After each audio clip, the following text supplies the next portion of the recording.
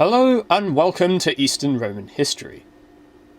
History might to many seem like an academic subject today, unessential and all in the past.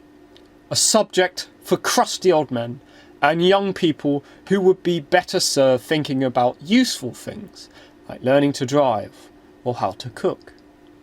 But what did people from the Roman past think about the merits of history? Here are eminent writers to give us their opinions. Michael Italietes, The History, Book 2. History set forth by the Prodros Michael Krites of the Hippodrome and the Velon, surnamed Italietes. History, the primary preoccupation of many wise men of the past, has proven to be exceedingly useful for life, as it reveals the lives of those who were virtuous and those who were not, describes illustrious deeds born of flawless planning, an effort as well as inglorious actions caused by the faulty planning or negligence of those governing public affairs. Above all, it tells us about those who hold the highest office, how some of them successfully overcame clear and present dangers through their diligent military strategies, while others, even when victory was about to smile upon them, ruined everyone's hopes for a happy outcome by not making prudent use of the opportunities given to them. All these things are stripped bare by history, and, as we said, there is much utility in them, for they convey clear instruction and set patterns for the future. They simply lead us to imitate what was discerned well and to avoid ill-advised and shameful deeds in wars, battles, and in other most necessary offensive ventures and challenges of defence.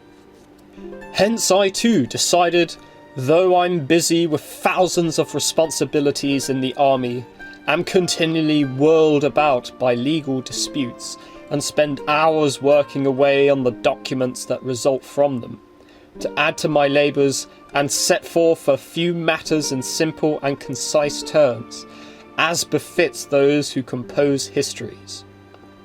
Given that my narrative is not part of competition, and so does not require a specialised rhetorical technique, it is a history superior to all disingenuousness and untimely rambling, about events that I witnessed myself firsthand, not what I learned by hearsay and the unreliable reports of others. My purpose is to prevent noteworthy matters from slipping into the depths of oblivion through the passage of time, and to grant them immortal remembrance. Next is Anna Komnene's The Alexiad, Preface 1-2. Time, which flies irresistibly and perpetually, sweeps up and carries away with it everything that has seen the light of day, and plunges it into utter darkness. Whether deeds of no significance, or those that are mighty and worthy of commemoration, as the playwright says, it brings to light that which has been obscure, and shrouds from us what has been visible. Nevertheless, the science of history is a great bulwark against this stream of time. In a way it checks this irresistible flood. It holds in a tight grasp whatever it can seize floating on the surface, and will not allow it to slip away into the depths of oblivion. I, Anna, daughter of the Emperor Alexios and the Empress Irene, born and bred in the purple, not without some acquaintance with literature, having devoted the most earnest study to the Greek language, in fact, and being not unpractised in rhetoric, and having read thoroughly the works of Aristotle and the dialogues of Plato, and having fortified my mind with the tetrachus of sciences, these things must be divulged, and it is not boasting to recall what nature and my own zeal for knowledge have given me, nor what God has apportioned to me from above, and what has been contributed by circumstance. I desire now, by means of my writings, to give an account of my father's deeds, which do not deserve to be consigned to silence, nor be swept away on the flood of time, into an ocean of obscurity. I wish to recall everything, the achievements before his elevation to the throne, and his actions in the service of others before his coronation. I approach the task with no intention of flaunting my skill as a writer. My concern is rather that a subject so significant should not go unrecorded in the future, since even the greatest exploits, unless by some chance their memory is preserved and guarded in history, vanish into silent darkness. As events clearly demonstrate, my father proved able to rule as well as to obey rules, at least in so far as was reasonable. Now that I have decided to write the story of his life, I am fearful of wagging and suspicious tongues. Someone might conclude that in composing the history of my father, I am glorifying myself. The history, wherever I express admiration for any act of his, may seem wholly false, a mere panegyric.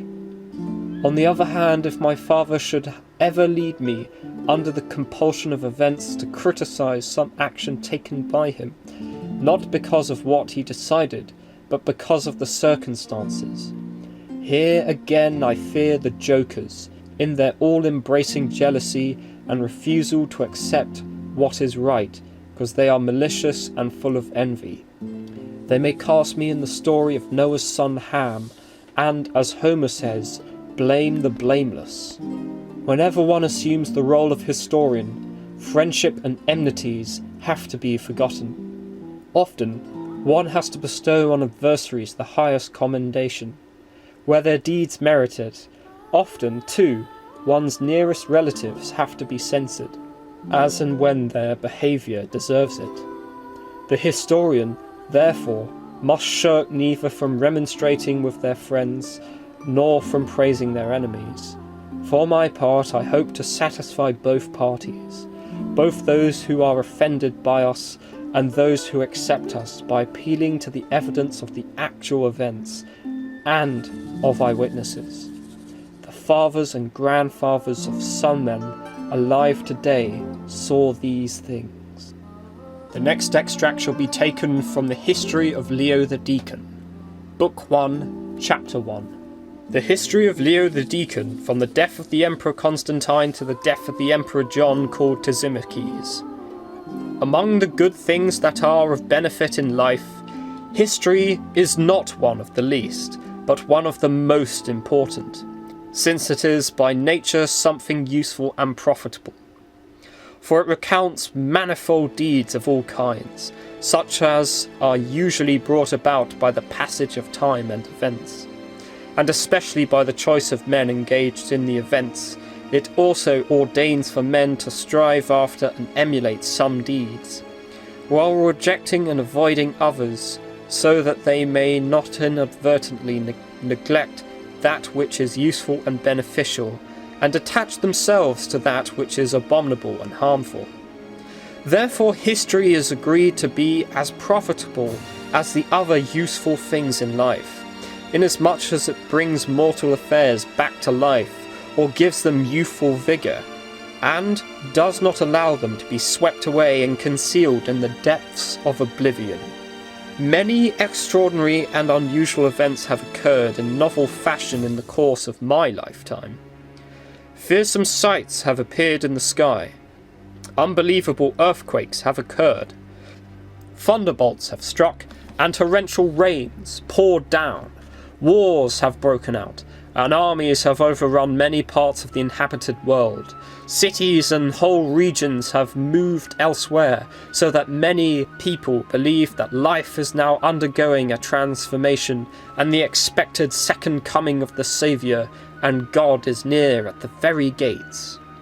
For these reasons, I have resolved not to pass over in silence events that are full of horror, and worthy of amazement, but to recount them openly so that they may be a lesson to later generations. Unless Providence has decided to bring the transport ship of life in the very near future into the harbour of the end, and cause the form of the world to pass away, my wish is that, since I have undertaken such an insuperable task, I may not fall short of my intent, but may succeed in proportion to the magnitude of events, and recount them as they should be told. Therefore I will set forth the history in detail to the best of my ability. The next extract is from John Skylitzes' A Synopsis of History, Preface. A synopsis of histories beginning with the death of the Emperor Nikephoros, the ex-Minister of Finance, and extending to the reign of Isaac Komnenus, composed by John Skylitzes, the Kuropalates who served as Commander-in-Chief of the Watch.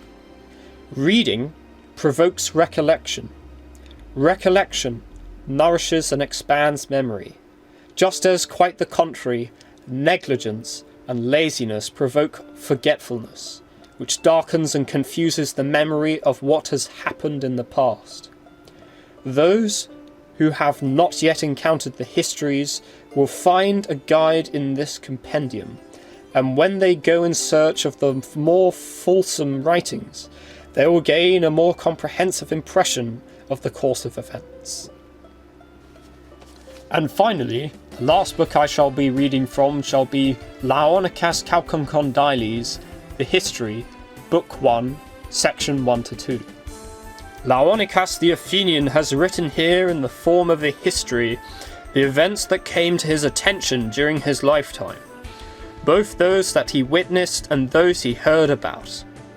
He thought in this way to pay back the debt he owed to nature, believing also that none of the events he included should be forgotten by future generations. In my opinion, those events are in no way less worthy of being remembered than any that have ever taken place anywhere in the world. I am referring to the fall of the Greeks and the events surrounding the end of their realm, and to the rise of the Turks to great power, greater than that of any powerful people to date. Realizing that the happiness of this life tends to reverse itself, being sometimes in one state and at others in its opposite, I believe it is proper to leave a fitting record of these two peoples. In writing this history, we will recount also other events that happened throughout the world, not all of which occurred during my lifetime. Some I was able to witness, personally. Others I described based on the most reasonable conjecture that I've been able to form about them. Moreover, it has seemed to me appropriate to consult those who know better about these things, but only insofar as that might enable me to speak as accurately as possible, and with the highest degree of veracity. Much a similar vein can be found in other histories from the period, such as the English Henry of Huntingdon, the French Froissart, and the German Gunther of Paris. I shall let you ponder on these words from the past and judge for yourself the usefulness of history. But I will leave you with some final words from the ever-eminent Cicero. Cicero De Oratore, chapter 34, section 120 to 121. To be ignorant of what occurred before you were born is to remain always a child, for what is the worth of human life unless it is woven into the life of our ancestors by the records of history? I have been your host, Daniel Maynard.